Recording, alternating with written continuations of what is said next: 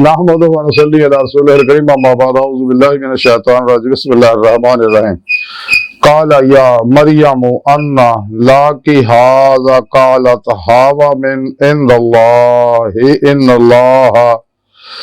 इन्नल्लाह यर्ज़ुक़ु मन यशाअु बिग़ैरि हिसाब सदक़ल्लाहु मौलाना अज़ीम व सदक़ रसूलुहुन नबियुल करीम ला इलाहा इल्लल्लाहु मुहम्मदुर रसूलुल्लाह कुर्रतुन बिका या रसूलुल्लाह सल्लल्लाहु अलैहि वसल्लम लब्बैक या रसूलुल्लाह लब्बैक सल्लल्लाहु अलैहि वसल्लम लब्बैक अल्लाहुम्मा लब्बैक जल्ला शानहु अज़लतु लैके अब तक बेहद हम्दो सना अल्लाह दे प्यारे हबीब सल्लल्लाहु अलैहि वसल्लम अल्लाह सोने दी बेहद हम्दो सना और अल्लाह दे प्यारे हबीब ते बेशुमार दुरूद सलाम तो बाद काबिल सदे सलाम मुअज़्ज़ज़ सामईन आज दे दरस तसव्वुफ़ च करामात दा जिक्र करांगे। औलिया अल्लाह नूं अल्लाह रब्बुल इज़्ज़त करामात दी नेमत अता फरमांदे, अंबिया अलैहिस्सलाम नूं मुअज़्ज़ात अता फरमांदे ने। ये करके आदत अंबिया को ज़हूर होवे ते मुअज़्ज़ा कहा जांदा है क्योंकि नबी हुंदे ने। औलिया कराम को होवे ते ए करामत कहलांदी है।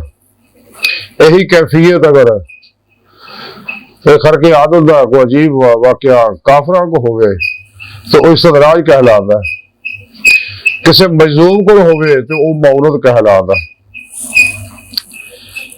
ते करामात का जिक्र करांगे तो कुरान करीम की सूरा आले इमरान दी आयत नंबर 37 दा आखिरी हिस्सा जिहड़ा मैनूं तलावत करना तुहानूं सुणन दा शरफ हासिल है। मेरे सोहणे रब ने इस आया पाक च फरमाया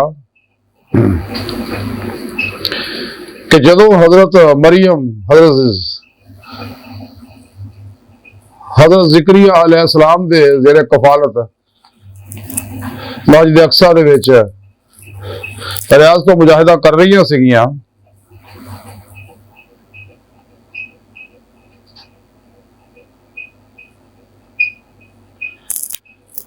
एक दिन हुजरे ज़िक्र अलैहिस्सलाम गए, देखियो तो फल फुल पे। अक्सर फिर वाकया देखने शुरू हो गए। आपने पूछा मरियम नो, क्या मरियम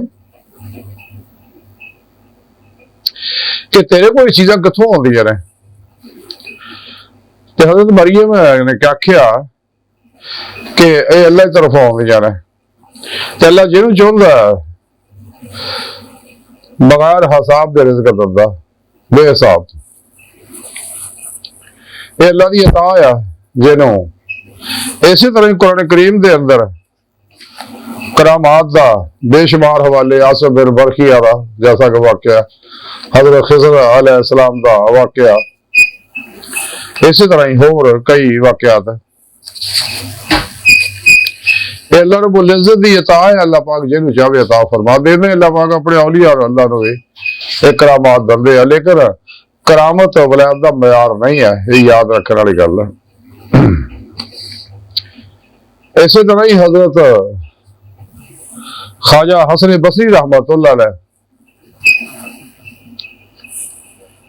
तज़किरा हो गया, लिखा कि हजरत हसन बसरी रहमतुल्लाह अलैह हज करने वास्ते अपने दरवेशों के हमरा सफर से निकले ते रस्ते च जंगल च दरवेशों को बड़ी प्यास लगी, पानी की बड़ी तलब पैदा हुई, पानी मुक गया क्योंकि सफर च अमूमन मशकीज़ा पानी ना रखते होंदे सके मुसाफिर।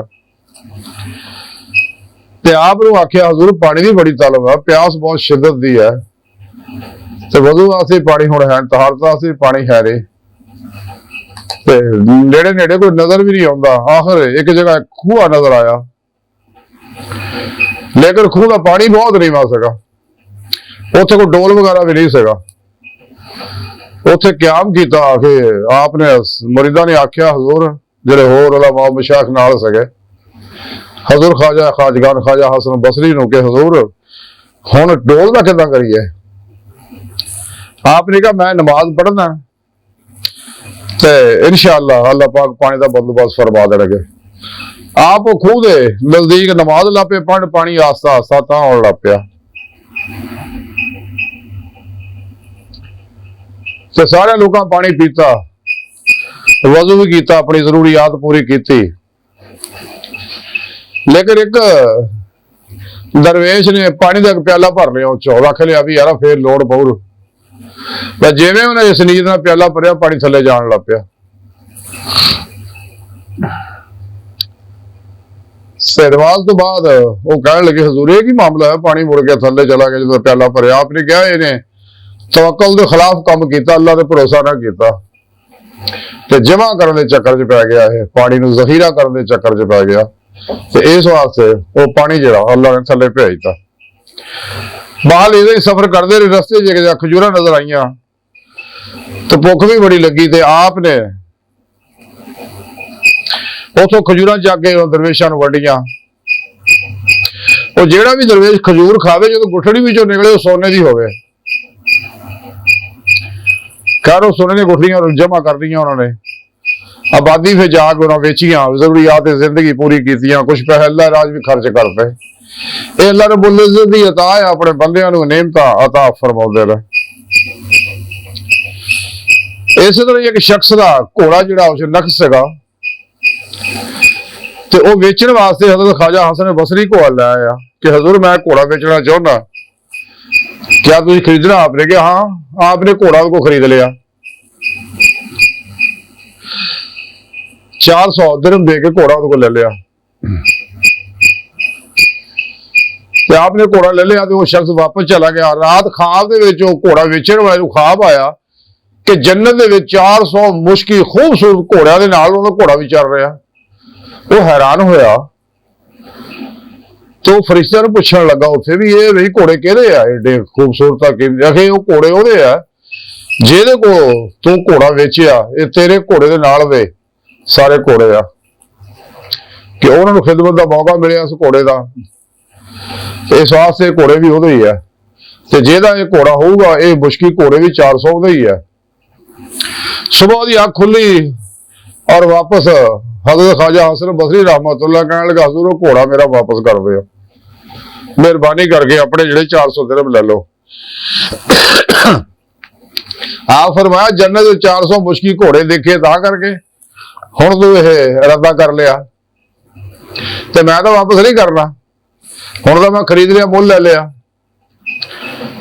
बहरहाल उन्होंने वापस ना दिता, ते जब वापस ना दिता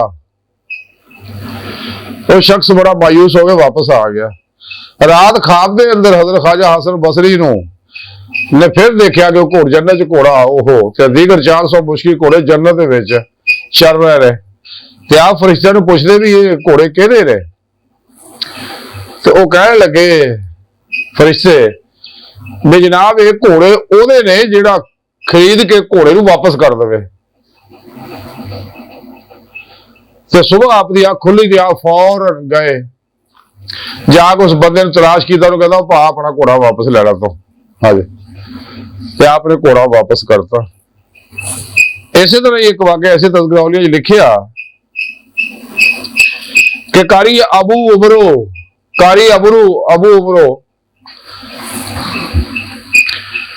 बच्चों को कुरान हिफ्ज कराते होंगे सीगे। एक दिन खूबसूरत लड़का बेरेश उन्होंने कुरान हिफ्ज करता सी, आप उसकी तरफ बुरी निगाह देखा, ख्याल ही आया सिर्फ।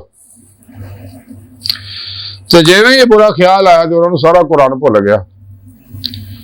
वो बड़े परेशान होए तो हजरत ख्वाजा हसन बसरी की खिदमत आके हाजिर हो गए, सारा वाकया सुनाया कि हजूर मैं तौबा करना तो मेरे को गलती हुई है, तो मैंने कुरान ही सारा मेरे ज़हन तो महव हो गया।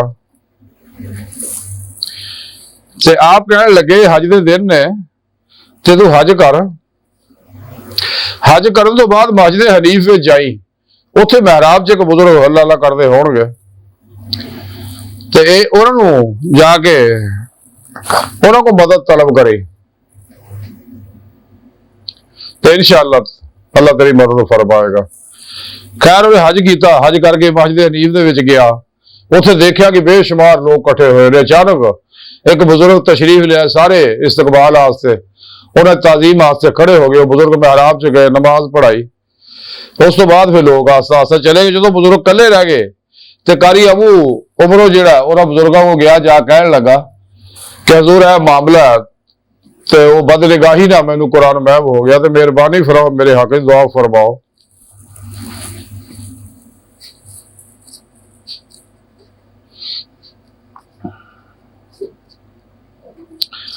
तो उन्होंने बुजुर्गों दुआ की, तो उन्होंने कुरान जो फिर याद हो गया।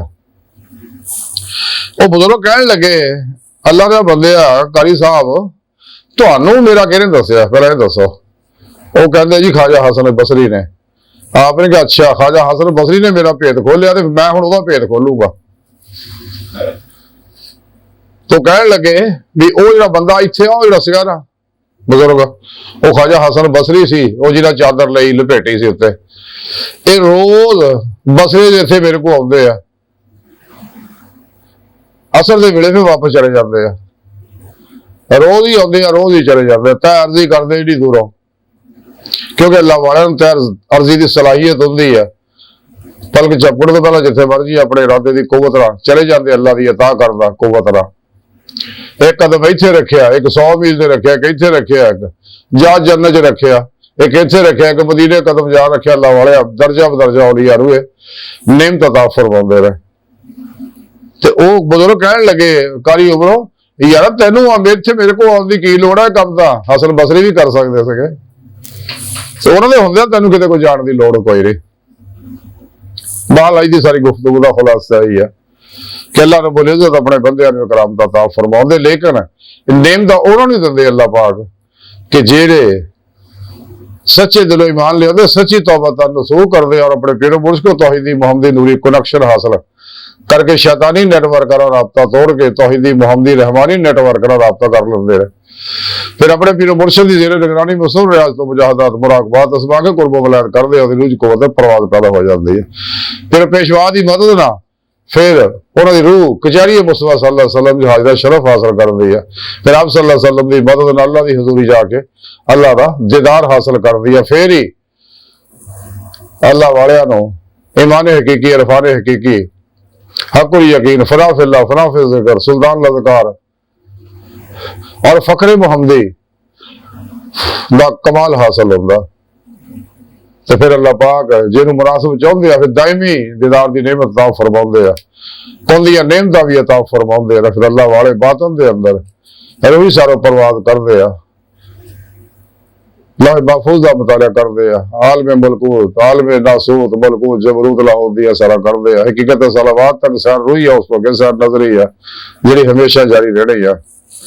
तो इन्होंने लोगों को अल्लाह वाले अल्लाह पाक दर्जा बदर्जा फिर नेमत अता फरमाते हैं, बात तसरफात अता फरमाते, कौन दियां नेमत भी अता फरमाते जिदा गौसे पाक मुर्दा जिंदा करते सी। बाहर राज की सारी गुफ्तगू का खुलासा है कि करामत जिहड़ी है वलायत की शर्त नहीं, वली दा खुद जिंदा करामत हुंदा चलदी फिरदी। अल्लाह सोहनी दी बारगाह दिल दी गहराइयां दुआ कि अल्लाह सोहना हस्ता बड़े हकीर पर तकसीर माड़े कमजोर कम्बिल बाजिज मस्कीर बेसहारा इंसान साहिब पिरो पेशवा दे तेरे प्यारे हबीब सल्लल्लाहु अलैहि वसल्लम दे तेरी सोहनी पाक ज़ात दे मौला सोहणिया साडा कोई सहारा नहीं, सानू दुनिया कब्र और आखिरत सारा ता फरमाए, साड़ियां खता गुनाह गलतियां लक्ष्या माफ फरमाए, साडे दिलों दी नेक जायज़ शरी मुरादां पूरियां फरमाए, कुरान से इस्लाम को गलबा अता फरमाई, अपने दायमी तदाद की नेमत अज़मत दौलत कुबरा अता फरमाई। अल्लाहु अकबर कबीरा। अल्लाह बस यारो बाकी सब हवसा हवसा हवसा, बचो बचो बचो बचो बचो। तो दुनिया तो मुड़ के नहीं होना, 4 दिन का मेला दुनिया। वमा अलैना इल्लल बलागुल मुबीन।